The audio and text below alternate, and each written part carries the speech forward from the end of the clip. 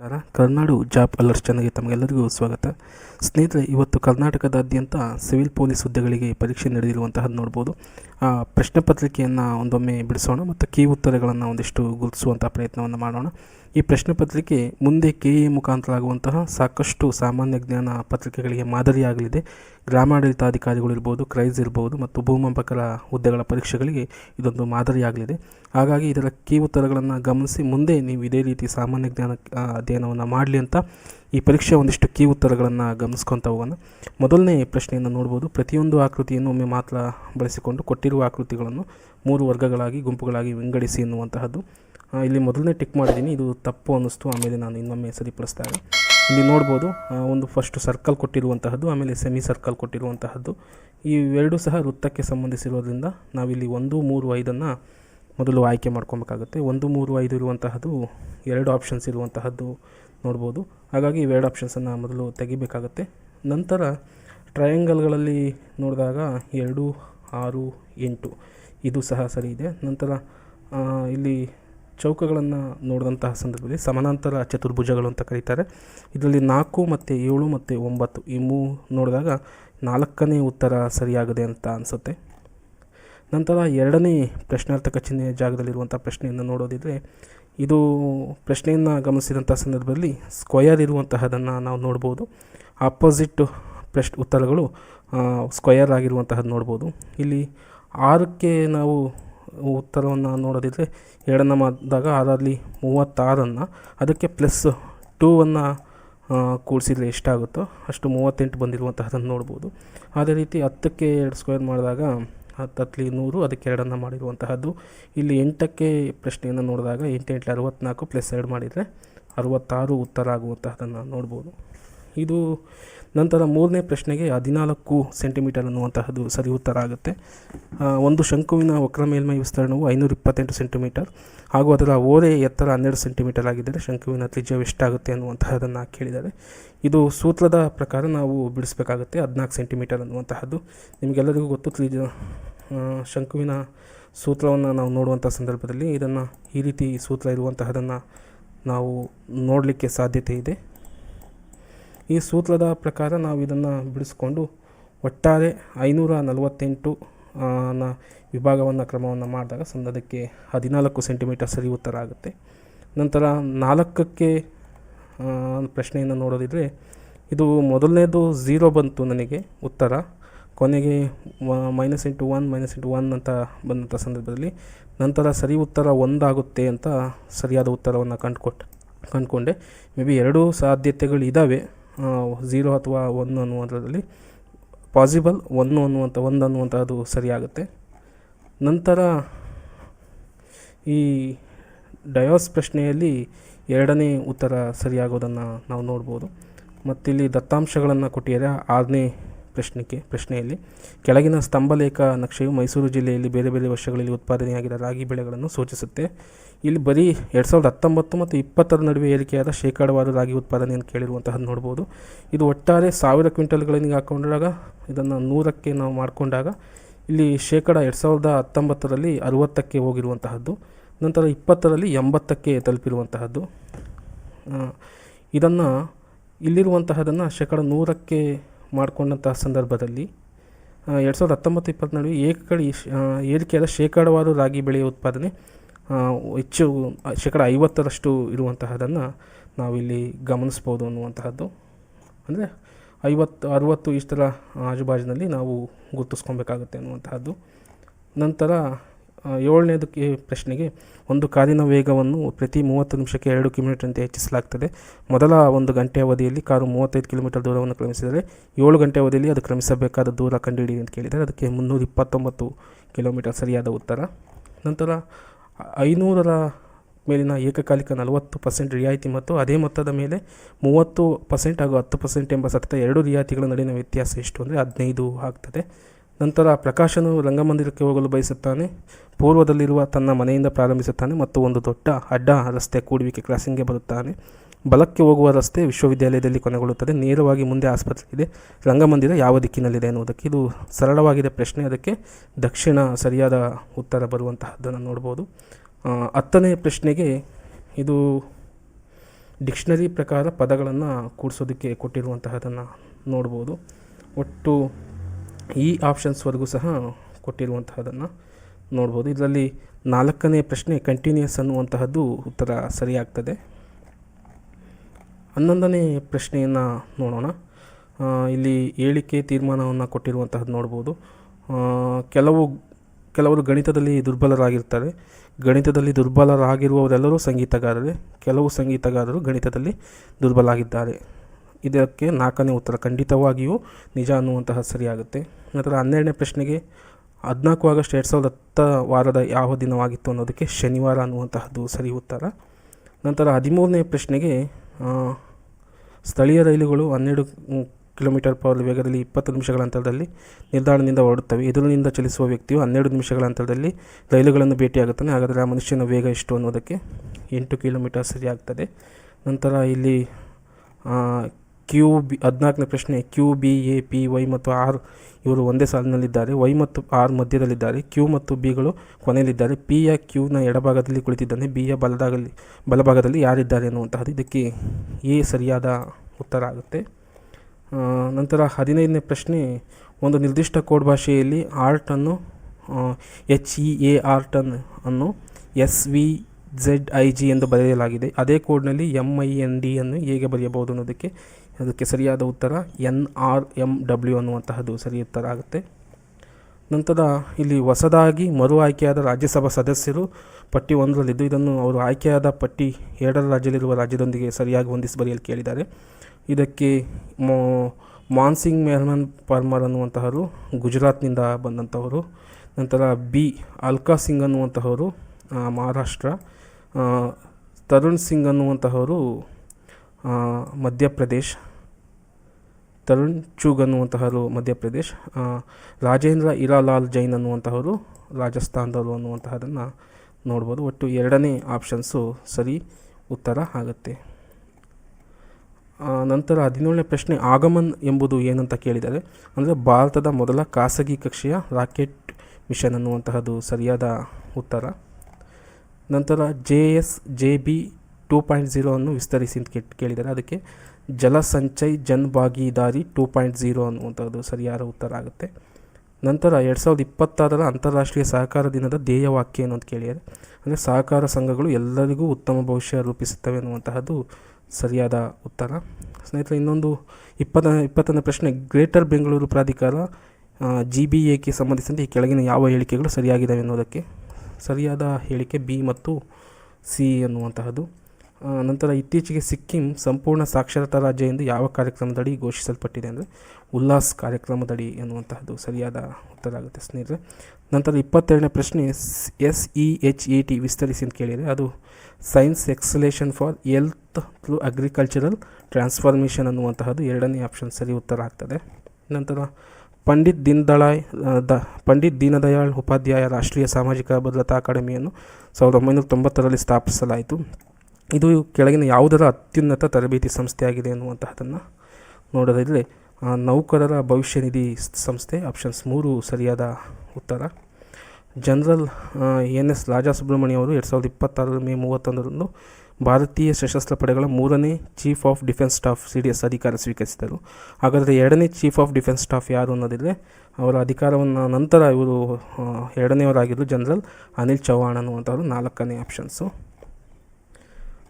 ನಂತರ 2026ರ ಏಪ್ರಿಲ್ನಲ್ಲಿ ಭಾರತದ ಉಪರಾಷ್ಟ್ರಪತಿ ಶ್ರೀ CP ರಾಧಾಕೃಷ್ಣನ್ ಅವರು ಭಾರತದ ಸಂವಿಧಾನದ ಸಿಂಧಿ ಭಾಷೆಯ ಇತ್ತೀಚಿನ ಆವೃತ್ತಿಯನ್ನು ಬಿಡುಗಡೆ ಮಾಡಿದರು. ಅದನ್ನು ಕೆಳಗಿನ ಯಾವ 2 ಲಿಪಿಗಳಲ್ಲಿ ಪ್ರಕಟಿಸಲಾಗಿದೆ ಅನ್ನುವಂತಹದನ್ನು ಕೇಳಿದ್ದಾರೆ. ಅದಕ್ಕೆ ದೇವನಾಗರಿ ಮತ್ತು ಪರ್ಷಿಯನ್ ಅನ್ನುವಂತಹದ್ದು ಸರಿಯಾದ ಉತ್ತರ. ಅಂದರೆ 3ನೇ ಆಪ್ಷನ್ಸ್ A ಮತ್ತು C ಸರಿಯಾದ ಉತ್ತರ ಆಗುತ್ತೆ.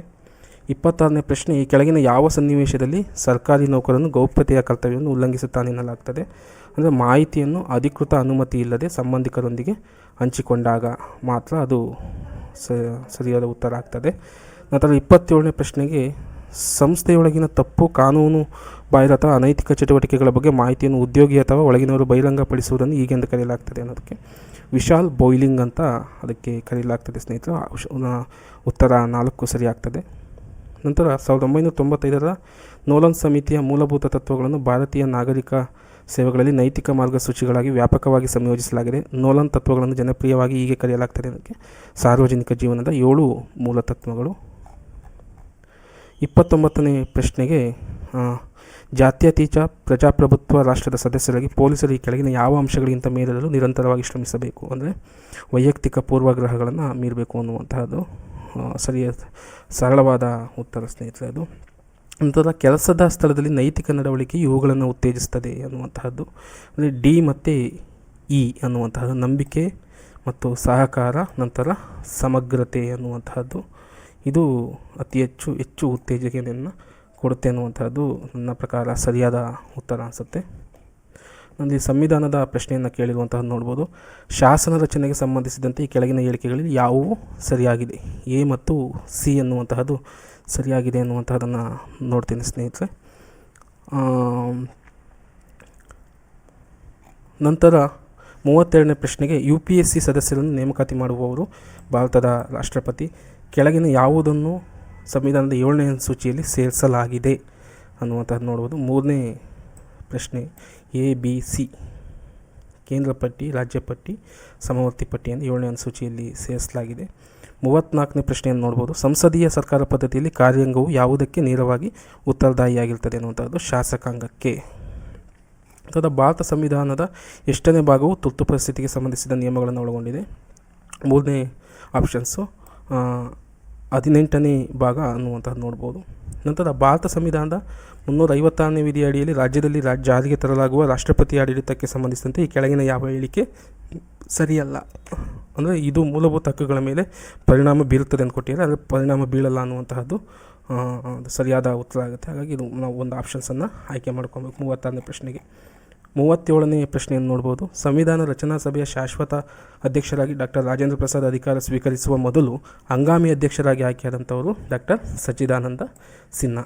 ಈ ಕೆಳಗಿನ ಹೇಳಿಕೆಗಳನ್ನು ಪರಿಗಣಿಸಿ ಅಂತ ಕೊಟ್ಟಿದ್ದಾರೆ. 38ನೇ ಪ್ರಶ್ನೆಗೆ ಬಿ ಮಾತ್ರ ಸರಿಯಾಗುವಂಥದ್ದು ನೋಡ್ಬೋದು. ಭಾರತ ಸಂವಿಧಾನವು ನಾಗರಿಕರ ಸ್ವಾತಂತ್ರ್ಯಗಳನ್ನು ರಕ್ಷಿಸಲು ಮತ್ತು ಸಂವಿಧಾನಕ್ಕೆ ಆಧಾರವಾಗಿರುವ ಆದರ್ಶಗಳನ್ನು ಎತ್ತಿ ಹಿಡಿಯಲು ನ್ಯಾಯಿಕ ವಿಮರ್ಶೆಗೆ ಅವಕಾಶವನ್ನು ಕಲ್ಪಿಸಲಾಗುತ್ತೆ ಎನ್ನುವಂತಹದ್ದು. ಮತ್ತು ಇಲ್ಲಿ ವಿಧಿಗಳನ್ನು ಕೇಳಿರುವಂತಹ ನೋಡ್ಬೋದು. ಎಗೆ 4 ಅಂದರೆ 14ನೇ ಸಾರ್ವಜನಿಕ ಉದ್ಯೋಗದಲ್ಲಿ ಸಮಾನತೆ ಸರಿ ಇದೆ. ನಂತರ ಬಿಗೆ ಒಂದು ಅಲ್ಪಸಂಖ್ಯಾತರ ಹಕ್ಕು 29ನೇ ವಿಧಿ. ನಂತರ ಸಿಗೆ 2 ಅಂದರೆ 21 ವೈಯಕ್ತಿಕ ಸ್ವಾತಂತ್ರ್ಯದ ಹಕ್ಕು. ಡಿಗೆ 3 ಶೋಷಣೆಯ ವಿರುದ್ಧದ ಹಕ್ಕು. ಒಟ್ಟು 2ನೇ ಆಪ್ಷನ್ಸು 39ನೇ ಪ್ರಶ್ನೆಗೆ ಸರಿಯಾಗುತ್ತೆ. ನಂತರ 40ನೇ ಪ್ರಶ್ನೆ ನೋಡ್ಬೋದು. ಭಾರತ ಒಕ್ಕೂಟದ ರಾಷ್ಟ್ರಪತಿಯನ್ನು ಚುನಾಯಿಸುವವರು ಯಾರು ಅನ್ನುವಂಥದ್ದು ರಿಪೀಟೆಡ್ ಕ್ವೆಶನ್ನು. ಸಂಸತ್ತು, ರಾಜ್ಯ ವಿಧಾನಸಭೆಗಳು ಮತ್ತು ದೆಹಲಿ ಹಾಗೂ ಪುದುಚೇರಿ ಕೇಂದ್ರಾಡಳಿತ ಪ್ರದೇಶಗಳ ವಿಧಾನಸಭೆಯ ಚುನಾಯಿತ ಸದಸ್ಯರು ಆಯ್ಕೆಯನ್ನು ನೋಡ್ಬೋದು. ಕೆಳಗೆ ನೀಡಿರುವ ಕೇಂದ್ರಾಡಳಿತ ಪ್ರದೇಶಗಳಲ್ಲಿ ಯಾವ ರಾಜ್ಯಸಭೆಯಲ್ಲಿ ಪ್ರಾತಿನಿಧಿತ್ವ ಹೊಂದಿಲ್ಲ? ಅಂದರೆ ಚಂಡೀಗಢ, ಲಕ್ಷದ್ವೀಪ್ ಮತ್ತು ಲಡಾಖ್ ಹೊಂದಿಲ್ಲ ಅನ್ನುವಂಥದ್ದು ನೋಡ್ಬೋದು. ನಂತರ ಭಾರತ ಸರ್ಕಾರದ ಅತ್ಯುನ್ನತ ಕಾನೂನು ಸಲಹೆಗಾರರು ಅಟಾರ್ನಿ ಜನರಲ್. ಇದು ರಿಪೀಟೆಡ್ ಕ್ವೆಶನ್ನು.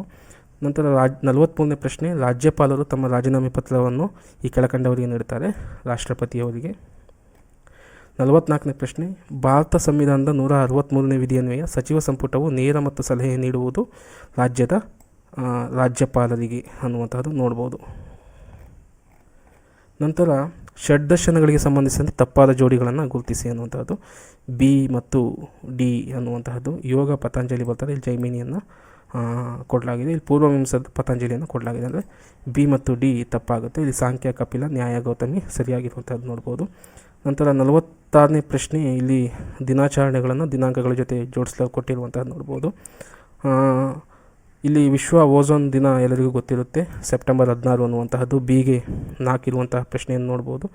ಬಿಗೆ 4 ಇರುವಂತಹ ಪ್ರಶ್ನೆ ಒಂದೇ ಇರುವಂತಹದ್ದು, ಹಾಗಾಗಿ ಸರಳವಾಗಿ ನೇರವಾಗಿ ಪ್ರಶ್ನೆಯನ್ನು ಗುರುತಿಸ್ಬೋದು. ಎಗೆ 2 ಭೂಮಿ ದಿನ 22 ಏಪ್ರಿಲ್. ಬಿಗೆ 4 ವಿಶ್ವ ಓಝೋನ್ ದಿನ ಸೆಪ್ಟೆಂಬರ್ 16. ಸಿಗೆ ಒಂದು ರಾಷ್ಟ್ರೀಯ ಮಾಲಿನ್ಯ ತಡೆಗಟ್ಟುವ ದಿನ 2 ಡಿಸೆಂಬರ್. ನಂತರ ವಿಶ್ವ ಜನಸಂಖ್ಯಾ ದಿನ 11 ಜುಲೈ ಅನ್ನುವಂತಹದ್ದು. ಒಲಿಂಪಿಕ್ ಧ್ಯೇಯದ ಸರಿಯಾದ ಕ್ರಮ ಯಾವುದು ಅಂತ ಕೇಳಿದ್ದಾರೆ. ಫಾಸ್ಟರ್, ಹೈಯರ್, ಸ್ಟ್ರಾಂಗರ್, ಟುಗೆದರ್ ಅನ್ನುವಂಥ 2ನೇ ಆಪ್ಷನ್ ಸರಿಯಾಗುತ್ತೆ. ನಂತರ 48ನೇ ಪ್ರಶ್ನೆ. ಮೊಟ್ಟ ಮೊದಲ ಸಮ್ಮರ್ ಪ್ಯಾರಾ ಒಲಿಂಪಿಕ್ ಸ್ಪರ್ಧೆಗಳು ಆಯೋಜಿಸಲ್ಪಟ್ಟ ಸ್ಥಳ ಮತ್ತು ವರ್ಷ. ರೋಮ್ 1900 60 ಅನ್ನುವಂತಹದ್ದು ಸರಿಯಾದ ಉತ್ತರ ಆಗುತ್ತೆ. ನಂತರ ಕೆಳಗಿನ ಯಾವ ಸಂಯೋಜನೆಗಳು ಮಾನವ ಅಭಿವೃದ್ಧಿ ಸೂಚ್ಯಂಕ ನಿರ್ಧಾರಗಳನ್ನು ಸರಿಯಾಗಿ ತೋರಿಸುತ್ತವೆ ಅನ್ನುವಂಥದ್ದು ಸಿ ಮಾತ್ರ ಸರಿ ಉತ್ತರ ಆಗುತ್ತೆ. ಆರೋಗ್ಯ, ಶಿಕ್ಷಣ ಮತ್ತು ಜೀವನ ಮಟ್ಟ ಅನ್ನುವಂಥದ್ದು. ಇಲ್ಲಿ ಹಣಕಾಸು ಆಯೋಗಗಳ ಬಗ್ಗೆ ಕೇಳಿರುವಂಥದ್ದು 50ನೇ ಪ್ರಶ್ನೆ. ಇದಕ್ಕೆ ಎ ಅನ್ನುವಂತಹದ್ದು ಸರಿಯಾಗುತ್ತೆ. 1ನೇ ಹಣಕಾಸು ಆಯೋಗಕ್ಕೆ 4 ಪಿ ವಿ ರಾಜಮನ್ನಾರ್. 2ನೇ ಹಣಕಾಸು ಆಯೋಗ 3 ಕೆ ಸಿ ನಿಯೋಗಿ. 3ನೇ ಹಣಕಾಸು ಆಯೋಗಕ್ಕೆ ಕೆ ಸಂತಾನಂ. ಡಿಗೆ 5 ಅಂದರೆ 4ನೇ ಹಣಕಾಸು ಆಯೋಗಕ್ಕೆ 1ನೇ ಹಣಕಾಸು ಆಯೋಗಕ್ಕೆ ಅಶೋಕ್ ಕುಮಾರ್ ಚಂದ ಅನ್ನುವಂತಹದ್ದು ಸರಿಯಾದ ಉತ್ತರ. ಬಿಗೆ 2ನೇ ಹಣಕಾಸು ಆಯೋಗ ಕೆ ಸಿ ನಿಯೋಗಿ. 3ನೇ ಹಣಕಾಸು ಆಯೋಗ ಕೆ ಸಂತಾನಂ. ನಂತರ 4ನೇ ಹಣಕಾಸು ಆಯೋಗ ಪಿ ವಿ ರಾಜಮನ್ನರ್. 5ನೇ ಹಣಕಾಸು ಆಯೋಗ ಮಹಾವೀರ್ ತ್ಯಾಗಿ ಅನ್ನುವಂತಹದ್ದು ಸರಿಯಾದ ಉತ್ತರ ಆಗುತ್ತೆ ಸ್ನೇಹಿತರೆ. ನಂತರ 51ನೇ ಪ್ರಶ್ನೆಯನ್ನು ನೋಡ್ಬೋದು. ಈ 51ನೇ ಪ್ರಶ್ನೆ ಗ್ರೇಸ್ ಆಗೋ ಸಾಧ್ಯತೆ ಇದೆ. ಇದಕ್ಕೆ ಸರಿಯಾದ ಉತ್ತರವನ್ನು ಕೊಡಲಾಗ್ತಾ ಇಲ್ಲ, ಯಾವುದು ಹೊಂದಾಣಿಕೆ ಆಗು ಸಹ ಬರ್ತಾ ಇಲ್ಲ. 52ನೇ ಪ್ರಶ್ನೆ, ಈ ಕೆಳಗಿನ ಯಾವ ಮೈಕ್ರೋ ಪಾಚಿಯನ್ನು ಗಗನಯಾತ್ರಿಗಳು ಆಹಾರವಾಗಿ ಬಳಸುವರು ಅಂದರೆ ಸ್ಪೈರುಲಿನಾ ಅನ್ನುವಂತಹದ್ದು. ನಂತರ ಮೀನಮಠ ಒಪ್ಪಂದವು 2013ರಲ್ಲಿ ವಿಶ್ವಸಂಸ್ಥೆಯು ಅಂಗೀಕರಿಸಿದ ಜಾಗತಿಕ ಒಪ್ಪಂದವಾಗಿದೆ. ಇದು ಮಾನವ ಆಂಥ್ರೋಪೋಜೆನಿಕ್ ಚಟುವಟಿಕೆಗಳಿಂದ ಉಂಟಾಗುವ ಮಾಲಿನ್ಯದಿಂದ ಮಾನವನ ಆರೋಗ್ಯ ಮತ್ತು ಪರಿಸರವನ್ನು ರಕ್ಷಿಸುವುದಾಗಿದೆ. ಇದಕ್ಕೆ ಯಾವುದ ಮಾಲಿನ್ಯ ಅಂದರೆ ಪಾದರಸದ ಮಾಲಿನ್ಯದಿಂದ ಅನ್ನುವಂಥದ್ದು. ನಂತರ 54ನೇ ಪ್ರಶ್ನೆಯನ್ನು ನೋಡ್ಬೋದು. ಕಂಪೇರ್ಡ್ ನ್ಯಾಚುರಲ್ ಗ್ಯಾಸ್ CNGಯನ್ನು ಡೀಸೆಲ್ ಅಥವಾ ಪೆಟ್ರೋಲ್ಗೆ ಬದಲಾಗಿ ಉಪಯೋಗಿಸಲಿರುವ ಮುಖ್ಯ ಕಾರಣಗಳನ್ನು ನೋಡ್ಬೋದು. ಏನೇನು ಅನ್ನುವಂತಹದ್ದು. ಅದಕ್ಕೆ ಹೆಚ್ಚು ಪರಿಣಾಮಕಾರಿಯಾಗಿ ಇರುತ್ತದೆ, ಹೌದು. ಅಗ್ಗವಾಗಿದೆ, ಕಡಿಮೆ ಬೆಲೆಗೂ ಸಿಗುತ್ತೆ. CNGಯನ್ನು ನಿರಂತರವಾಗಿ ಮತ್ತು ಅಡೆತಡೆ ಇಲ್ಲದೆ ಪೂರೈಕೆ ಮಾಡಲು ಪೈಪ್ಲೈನನ್ನು ಹಾಕುವುದು ಸುಲಭ. ಇದು ಸರಿಯಾದ ಉತ್ತರ ಆಗೋದಿಲ್ಲ. ನಂತರ ಕಲಬೆರಕೆ ಮಾಡುವುದು ಅಥವಾ ಅನುಕ್ರಮವಾಗಿ ವರ್ಗಾಯಿಸುವುದು ಕಷ್ಟಕರ. ಇದನ್ನು ವರ್ಗಾಯಿಸುವಂತಹದ್ದು ಮತ್ತು ಕಲಬೆರಕೆಯನ್ನು ಮಾಡೋದಕ್ಕೆ ಬರೋದಿಲ್ಲ. ಹಾಗಾಗಿ ಎ ಮತ್ತು ಬಿ ಮತ್ತು ಡಿ ಸರಿಯಾದ ಉತ್ತರಗಳು ಆಗ್ತವೆ ಅನ್ನುವಂತಹದ್ದು. ನಂತರ 55ನೇ ಪ್ರಶ್ನೆ, ಮೀನಿನ ಎಣ್ಣೆಯಲ್ಲಿ ಸಮೃದ್ಧವಾಗಿರುವುದು ಯಾವುದು ಅಂದರೆ ಒಮೆಗಾ 3 ಆ್ಯಂಟಿ ಆ್ಯಸಿಡ್ಗಳು ಅನ್ನುವಂಥದ್ದು. ಈ ಕೆಳಗಿನ ಗುಂಪಿನಲ್ಲಿ ಯಾವುದು ಮಾರ್ಪಡದ ಎಲೆಗೆ ಉದಾಹರಣೆ ಆಗಿದೆ ಅಂದರೆ ಈರುಳ್ಳಿ ಮತ್ತು ಕ್ಯಾಕ್ಟಸ್ ಅನ್ನುವಂತಹದ್ದು. ಮೂತ್ರಪಿಂಡಗಳ ಅಸಮರ್ಪಕ ಕಾರ್ಯನಿರ್ವಹಣೆಯು ರಕ್ತದಲ್ಲಿ ಯೂರಿಯಾದ ಪ್ರಮಾಣವನ್ನು ಹೆಚ್ಚಿಸಲು ಕಾರಣವಾಗಬಹುದು. ಯಾವುದು ಈ ಸ್ಥಿತಿ ಹೆಸರಂದರೆ ಯುರೇಮಿಯಾ ಅನ್ನುವಂತಹದನ್ನು ನೋಡ್ಬೋದು ಸ್ನೇಹಿತರೆ. ನಂತರ ಜೆಲ್ ವಿದ್ಯುತ್ ಸರಣದಲ್ಲಿ DNA ಯಾವ ಕಡೆ ಚಲಿಸ್ತದೆ ಅಂದರೆ ಧನಾತ್ಮಕ ಎಲೆಕ್ಟ್ರೋಡ್ ಅನ್ನುವಂತಹದನ್ನು ನೋಡ್ಬೋದು. ಮತ್ತು ಇಲ್ಲಿ ಗ್ರಹಗಳ ಬಗ್ಗೆ ಕೇಳಿರುವಂತಹದ್ದು, ಅವು ಎಷ್ಟು ವರ್ಷಗಳಿಗೊಮ್ಮೆ ಭ್ರಮಣಾವಧಿಯನ್ನು ಕೇಳಿರುವಂತಹದ್ದು. ಎಗೆ 2 ಅನ್ನುವಂತಹದ್ದು 12 ವರ್ಷಗಳು ಗುರುಗ್ರಹಕ್ಕೆ. ಬಿ ಶನಿ ಗ್ರಹಕ್ಕೆ 29 ವರ್ಷಗಳು. ಸಿಗೆ ಯುರೇನಸ್ಗೆ 84 ವರ್ಷಗಳು. ನಂತರ ನೆಪ್ಚೂನ್ಗೆ 165 ವರ್ಷಗಳು. ಒಟ್ಟು 3ನೇ ಆಪ್ಷನ್ಸು ಸರಿಯಾದ ಉತ್ತರ ಆಗುತ್ತೆ. ನಂತರ 60ನೇ ಪ್ರಶ್ನೆಯನ್ನು ನೋಡ್ಬೋದು. ಫ್ಯೂಸ್ ಇದು ಅತಿಯಾದ ವಿದ್ಯುತ್ ಪ್ರವಾಹವನ್ನು ತಡೆಯುವ ಮೂಲಕ ವಿದ್ಯುತ್ ಮಂಡಲಗಳು ಮತ್ತು ಉಪಕರಣಗಳನ್ನು ರಕ್ಷಿಸುವ ಸಾಧನವಾಗಿದೆ. ಫ್ಯೂಸನ್ನು ವಿದ್ಯುತ್ ಸಾಧನಗಳೊಂದಿಗೆ ಸಮಾನಾಂತರ ಕ್ರಮದಲ್ಲಿ ಜೋಡಿಸಲಾಗುತ್ತೆ ಅನ್ನುವಂಥ. ಅದಕ್ಕೆ ಹೇಳಿಕೆ 1 ಸರಿಯಾಗಿದೆ, ಆದರೆ ಹೇಳಿಕೆ 2 ತಪ್ಪಾಗಿದೆ ಅನ್ನುವಂಥದ್ದನ್ನು ಗುರುತಿಸ್ಬೋದು. ನಂತರ 61ನೇ ಪ್ರಶ್ನೆಗೆ, GPS ಬೆಂಬಲಿತ ಜಿಯೋ ಆಗ್ಮೆಂಟೆಡ್ ನೇವಿಗೇಷನ್ ಗಗನ್ ಒಂದು ಉಪಗ್ರಹ ಆಧಾರಿತ ಆಗ್ಮೆಂಟೇಷನ್ ಸಿಸ್ಟಮ್ SBAS ಆಗಿದೆ. ಇದನ್ನು ಜಂಟಿಯಾಗಿ ಅಭಿವೃದ್ಧಿಪಡಿಸಿದವರು ISRO, Indian space research organisation ಮತ್ತು ಏರ್ಪೋರ್ಟ್ ಅಥಾರಿಟಿ ಆಫ್ ಇಂಡಿಯಾ ಇವರು ಅಭಿವೃದ್ಧಿಯನ್ನು ಪಡಿಸಿರೋದು. 3ನೇ ಆಪ್ಷನ್ಸು ಸರಿಯಾದ ಉತ್ತರ ಆಗುತ್ತೆ. ವಿದ್ಯುತ್ ಇಸ್ತ್ರಿ ಪೆಟ್ಟಿಗೆ ಸುರುಳಿಗಳಲ್ಲಿ ಮಿಶ್ರಲೋಹಗಳನ್ನು ಬಳಸ್ತಾರೆ, ಏಕೆಂದರೆ ಮಿಶ್ರಲೋಹದ ರೋಧಶೀಲತೆಯು ಅದರ ಘಟಕ ಲೋಹಗಳಿಂತಲೂ ಹೆಚ್ಚಿನದಾಗಿರುತ್ತೆ ಅನ್ನುವಂಥ ಸರಿಯಾದ ಉತ್ತರ. ಸುರೇಶ್ 63ನೇ ಪ್ರಶ್ನೆ, ಸುರೇಶನು ಕಳೆದ 3 ದಿನಗಳಿಂದ ತಾಮ್ರದ ಪಾತ್ರೆಯಲ್ಲಿ ಇಟ್ಟಿರುವ ಮೊಸರನ್ನು ರಾತ್ರಿ ಊಟದಲ್ಲಿ ಬಳಸುತ್ತಾನೆ. ತಡರಾತ್ರಿ ಅವನಿಗೆ ಹೊಟ್ಟೆ ನೋವಿನ ಅನುಭವ ಆಗ್ತದೆ. ಇದಕ್ಕೆ ಕಾರಣವಾಗಬಹುದಾದ ಅಂಶವೇನೆಂದರೆ ಮೊಸರು ತಾಮ್ರದೊಂದಿಗೆ ವರ್ತಿಸುವಂತಹದನ್ನು ನಾವು ನೋಡ್ಬೋದು. ನಂತರ ಈ ಕೆಳಗಿನ ಹೇಳಿಕೆಗಳನ್ನು ಪರಿಗಣಿಸಿ ಮತ್ತು ಕೆಳಗೆ ನೀಡಿದ ಆಯ್ಕೆಗಳಲ್ಲಿ ಇಂದ ಸರಿಯಾದ ಉತ್ತರವನ್ನು ಆಲಿಸಿ. 64ನೇ ಪ್ರಶ್ನೆ, ಆಮ್ಲಗಳ ರುಚಿ ಕಹಿಯಾಗಿದೆ, ಪ್ರತ್ಯಾಮ್ಲಗಳ ರುಚಿ ಹುಳಿಯಾಗಿದೆ ಅನ್ನುವಂತಹದ್ದು 2 ಸಹ ಉಲ್ಟಾ ಕೇಳಿರುವುದರಿಂದ ಹೇಳಿಕೆ 1 ಮತ್ತು ಹೇಳಿಕೆ 2 ಸರಿಯಿಲ್ಲದ ಅಂತ ಗುರುತಿಸಬೇಕಾಗುತ್ತೆ. ನಂತರ ಹೊಂದಿಸಿ ಬರೀಲಿ ನೋಡ್ಬೋದು. ಇಲ್ಲಿ ಎಗೆ 2 ಒಂದು ಹಿತ್ತಾಳೆ ಆಗಿರುವಂತಹದ್ದು ನೋಡ್ಬೋದು. ಬಿಗೆ 4 ಕಂಚು. ಸಿಗೆ 1 ಸೋಲ್ಡರ್. ನಂತರ ಡಿಗೆ 3. ಒಟ್ಟು 65ನೇ ಪ್ರಶ್ನೆಗೆ 4ನೇ ಪ್ರಶ್ನೆ ಸರಿಯಾದ ಉತ್ತರ ಆಗುತ್ತೆ. ನಂತರ ದೂರದರ್ಶನದ ನಳಿಕೆಗಳು ಮತ್ತು ದೀಪಸ್ತಂಭಗಳಲ್ಲಿ ಲೈಟ್ ಹೌಸ್ಗಳಲ್ಲಿ ಉಪಯೋಗಿಸುವ ಅನಿಲಗಳು ಯಾವುದು ಅಂದರೆ ಕ್ರಿಪ್ಟಾನ್ ಮತ್ತು ಕ್ಸೆನಾನ್ ಅನ್ನುವಂತಹದ್ದು. ಅಪಾಯ ಸಂಕೇತ ದೀಪಗಳು ಕೆಂಪು ಬಣ್ಣದಲ್ಲಿರ್ತವೆ, ಏಕೆಂದರೆ ಕೆಂಪು ಬಣ್ಣವು ಮಂಜು ಅಥವಾ ಹೊಗೆಯಿಂದ ಕನಿಷ್ಠ ಚೆದರುತ್ತದೆ ಎನ್ನುವಂಥ ಸರಿಯಾದ ಉತ್ತರ. ಸಾವಯವ ಅವಶೇಷದಿಂದಾಗಿ ಮಲಿನಗೊಂಡ ಬಾವಿಗಳು ಮತ್ತು ಕೆರೆಗಳ ನೀರನ್ನು ಶುದ್ಧೀಕರಿಸಲು ಈ ಕೆಳಗಿನ ಯಾವ ಸಂಯುಕ್ತವನ್ನು ಬಳಸಲಾಗುತ್ತೆ ಅಂದರೆ ಪೊಟ್ಯಾಷಿಯಂ ಪಾರಾಮ್ಯಾಗ್ನೆಟ್ ಅನ್ನುವಂಥ 68ನೇ ಪ್ರಶ್ನೆಗೆ 1ನೇ ಉತ್ತರ ಸರಿಯಾಗ್ತದೆ. ಮತ್ತು 69ನೇ ಪ್ರಶ್ನೆಯನ್ನು ನೋಡ್ಬೋದು. ಅಳತೆ ಮಾಡುವ ಉಪಕರಣಗಳು ಮತ್ತು ಅದು ಯಾವುದಕ್ಕೆ ಬಳಸ್ತಾರೆ ಅನ್ನುವಂತಹದನ್ನು ನೋಡ್ಬೋದು. Planimeter, ಪ್ರಾಂತೋಮೀಟರ್, barometer, thermometer. ಬ್ಯಾರೋಮೀಟರ್ ಸರಳವಾಗಿ ನೋಡ್ಬೋದು, ಒತ್ತಡವನ್ನು ಅಳೆಯಲು ಅನ್ನುವಂತಹದ್ದು. ಸಿಗೆ 3 ಇರುವಂತಹದನ್ನು 2 ಪ್ರಶ್ನೆಗಳು ಸರಿಯಾಗಿದ್ದಾವೆ. ಇದರಲ್ಲಿ ನಾವು ಆಯ್ಕೆ ಮಾಡ್ಕೊಬೇಕಾಗುತ್ತೆ. ಥರ್ಮೋಮೀಟರ್ ಅನ್ನುವಂತಹದ್ದು ಉಷ್ಣಾಂಶವನ್ನು ಅಳೆಯಲು ಈಗಾಗಲೇ ಸರಿಯಾಗಲೇ ಕೊಟ್ಟಾಗಿದೆ, ಹಾಗೆ 2 ಸಹ ಸರಿಯಾಗಿ ಕೊಟ್ಟಿದ್ದಾನೆ, 2ರಲ್ಲೂ ಸಹ.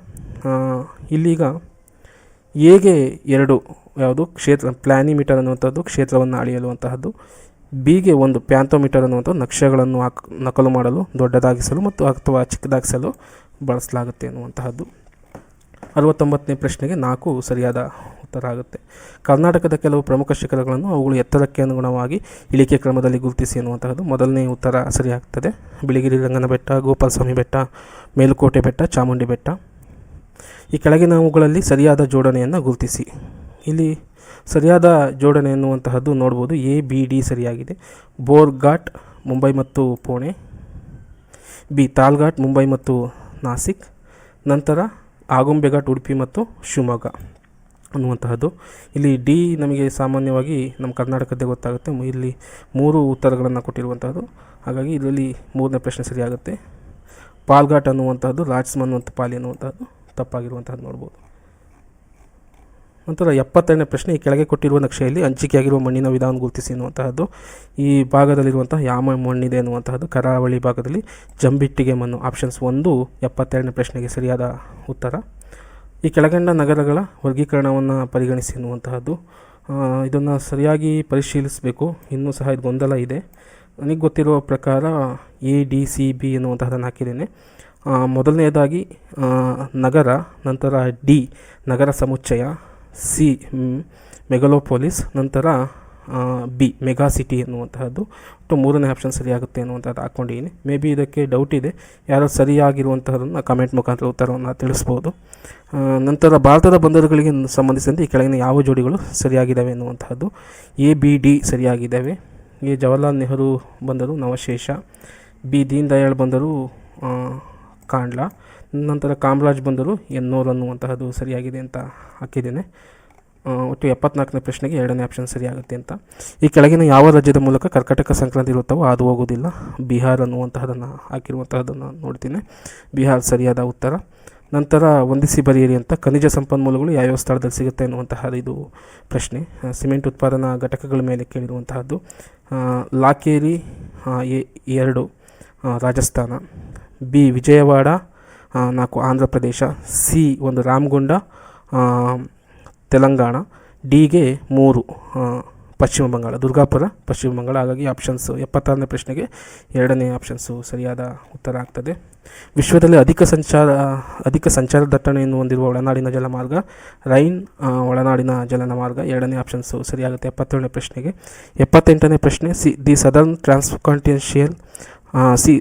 ಸದರ್ನ್ ಟ್ರಾನ್ಸ್ಕಾಂಟಿನೆಂಟಲ್ ರೈಲ್ವೆ ಮಾರ್ಗ 2 ನಗರಗಳ ನಡುವೆ ಸಂಪರ್ಕ ಕಲ್ಪಿಸ್ತದೆ ಅನ್ನೋದು. ಲಾಸ್ ಏಂಜಲೀಸ್ ಮತ್ತು ನ್ಯೂಯಾರ್ಕ್ ನಡುವೆ ಸಂಪರ್ಕವನ್ನು ಕಲ್ಪಿಸಲಾಗುತ್ತೆ.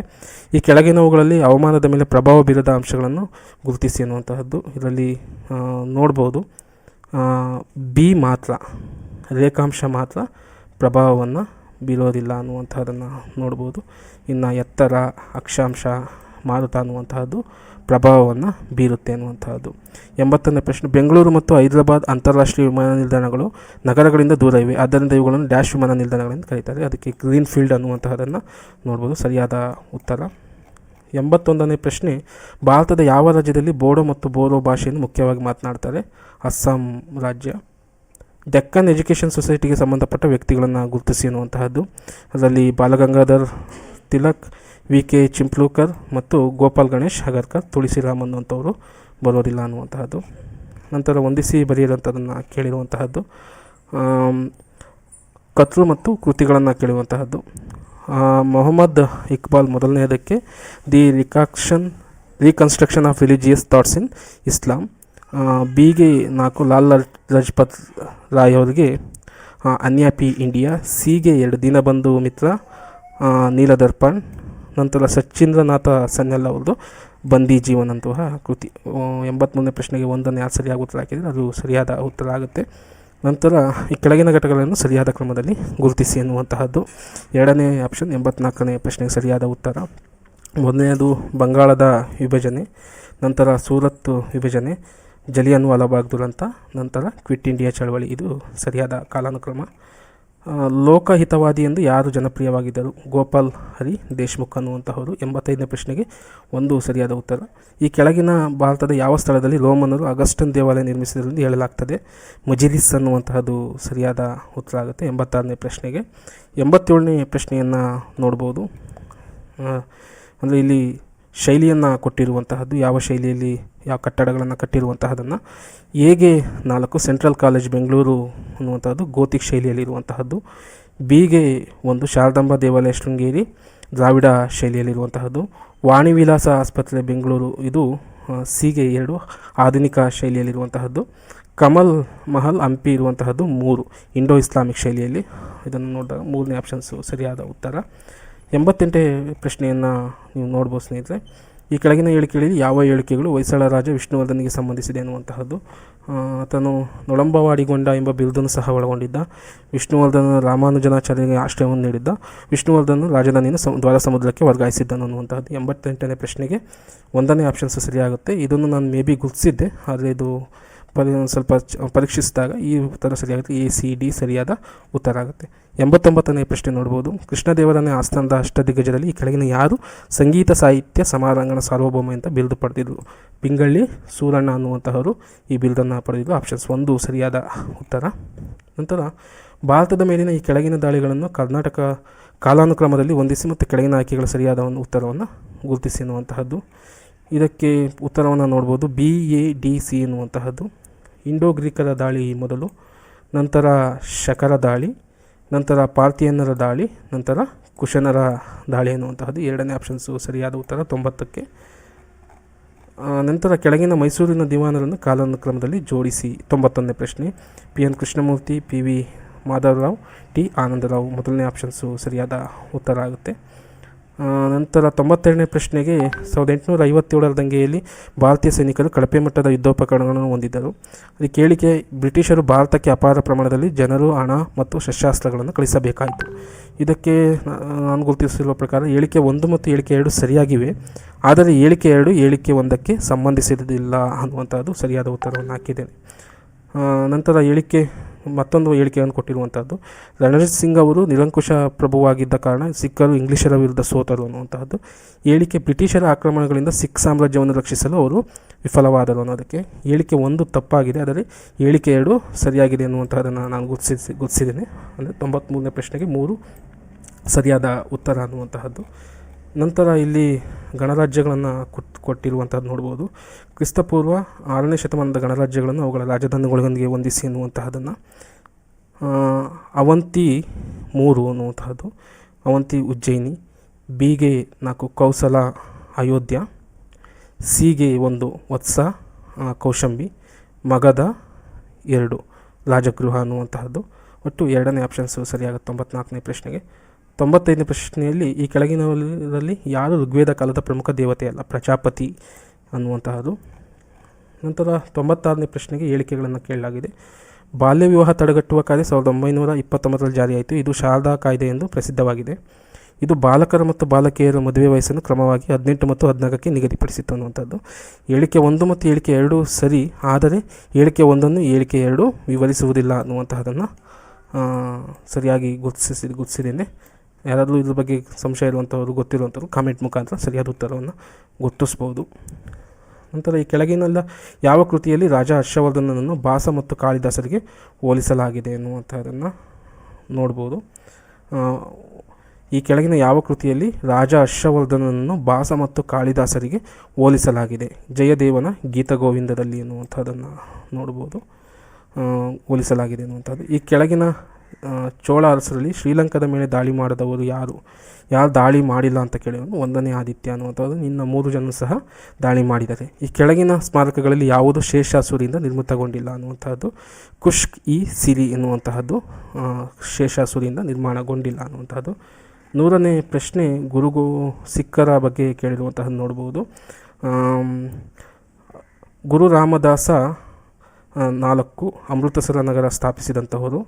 ಬಿಗೆ 2 ಗುರು ಅರ್ಜುನ ದೇವ ಆದಿಗ್ರಂಥವನ್ನು ಸಂಗ್ರಹಿಸಿದಂಥವರು. ನಂತರ ಸಿಗೆ 1 ಗುರು ಹರಗೋವಿಂದ ಅಕಲ್ ತಖ್ತ್ ಸ್ಥಾಪನೆ ಮಾಡಿದಂಥವರು. ಡಿಗೆ ಗುರು ಗೋವಿಂದ ಸಿಂಗ್, ಡಿಗೆ 3 ಕಲ್ಸ್ ಸ್ಥಾಪನೆಯನ್ನು ಮಾಡಿದಂಥದ್ದು. ಹಾಗಾಗಿ 100ನೇ ಪ್ರಶ್ನೆಗೆ 3ನೇ ಆಪ್ಷನ್ಸು ಸರಿಯಾದ ಉತ್ತರಗಳಾಗಿರ್ತವೆ. ಸ್ನೇಹಿತರೆ, ಇಲ್ಲಿವರೆಗೂ ಸಹ ಈ ಸಿವಿಲ್ ಪೊಲೀಸ್ ಹುದ್ದೆಗೆ ಪ್ರಶ್ನೆ ಪತ್ರಿಕೆಯನ್ನು ನನಗೆ ಗೊತ್ತಿರುವಂತಹ ಕೀ ಉತ್ತರಗಳನ್ನು ನಿಮಗೆ ಹಾಕಿದ್ದೇನೆ. ಯಾವುದಾದರೂ ಗೊಂದಲಗಳಿದ್ದರೆ, ಯಾವುದೇ ಪ್ರಶ್ನೆ ಬಗ್ಗೆ ನಿಮಗೆ ಅನುಮಾನಗಳಿದ್ದರೆ, ತಪ್ಪಿದರೆ ಕಾಮೆಂಟ್ ಮುಖಾಂತರ ಪ್ರಶ್ನೆಗಳನ್ನು ಹಾಕಿ ನಾನು ಸರಿಪಡಿಸ್ಕೊಳ್ತೇನೆ. ಇದೇ ಅಂತಿಮ ಅಲ್ಲ. ನೀವು ಪ್ರಶ್ನೆ ಪತ್ರಿಕೆಯಲ್ಲಿ ಬರೆದು ಬಂದಿರುವಂಥ ಪ್ರಶ್ನೆಗಳಿಗೆ ಈ ರೀತಿ ಕೊಟ್ಟಿರುವಂಥ ಸರಿಯಾದ ಉತ್ತರಗಳನ್ನು ತೌಲನೀಕರಿಸ್ಕೊಂಡು ನೋಡಿ. ಬಹುತೇಕ ಇದರಲ್ಲಿರುವಂಥ ಪ್ರಶ್ನೆಗಳು 90% ಸರಿಯಾಗಿದ್ದಾವೆ ಅಂತ ಅಂದ್ಕೊಳ್ತೀನಿ. ಎಲ್ಲ ಪ್ರಶ್ನೆಗಳನ್ನು ಒಮ್ಮೆ ಗಮನಿಸಿಟ್ಟು ಕೇಳಿ ಅಂತ ಹೇಳ್ತಾ, ಇದೇ ರೀತಿ ವಿಷಯಗಳಿಗಾಗಿ ಕರ್ನಾಡು ಜಾಬ್ ಅಲರ್ಟ್ ಚಾನಲನ್ನು ಸಬ್ಸ್ಕ್ರೈಬ್ ಮಾಡಿ ಅಂತ ಕೇಳ್ಕೊಳ್ತಾ ಎಲ್ಲರಿಗೂ ವಂದನೆಗಳನ್ನು ಸಲ್ಲಿಸ್ತೀನಿ. ಧನ್ಯವಾದಗಳು ಸ್ನೇಹಿತರೆ.